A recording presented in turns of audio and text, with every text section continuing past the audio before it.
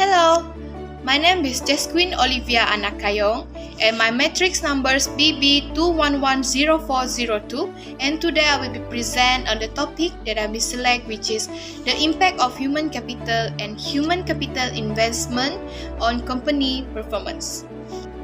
Let's move to the introduction.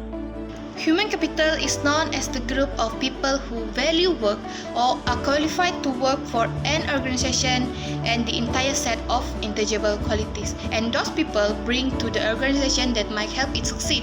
All of these will be include of education, skill, experience, creativity, personality, good health, and also succeed. As we know also, there will be in the three categories, which is best in the long run, employees and also employers.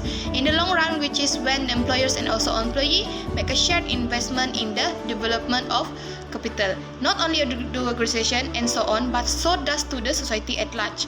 For the employers, is more to investing in human capital, involve commitment like workers training, education, and for the employee, a more obtaining an education is the most obvious investment in the human capital.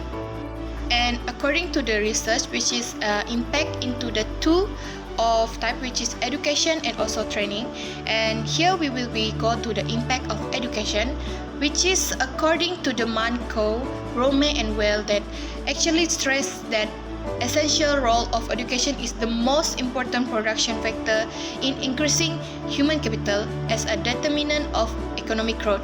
And education also can facilitate the sharing and transmission of knowledge needed for developing new technologies.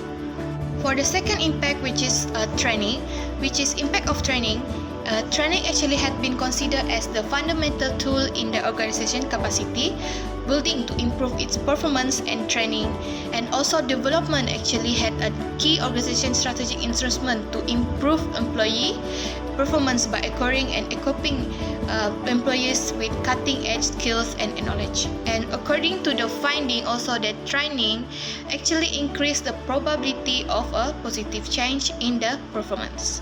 Let's move to the finding.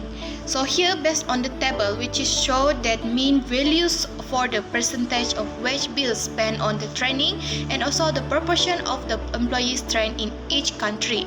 So the average amount of the wage bills spent on training in 1995 survey was 33.1%, then in the figure was 2.94% in 1999 survey. The proportion of employees trained has increased quite dramatically in all countries. So based on the finding, which is the number of the firm that answering of the each question is actually parenthesis, which is the 1999 survey, which is the foundation of this investigation, is 5463 public and private organization had answered the question on the amount spent on the training. Also there are 6685 organization also had answered the question on the proportion trained during that year. Next, about this finding, which is actually is based on the sample of private company for which there are performance measurements. So table actually the correlation between the main explanatory variables that used in the present. The proportion of the employees in the trade unions is actually negatively correlated with the amount of training and staff turnover. So moreover, there are more interesting, which is the turnover appears to be lower is more in more unions establishment, especially since the percentage manual workers are positive correlated with the turnover.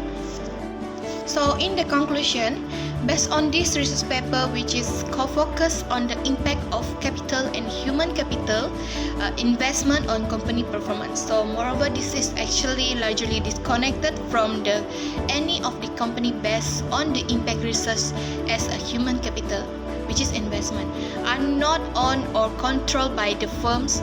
This is because more studies are needed to understand how education, training, and skills can be summarized. That's all from me. Thank you for listening.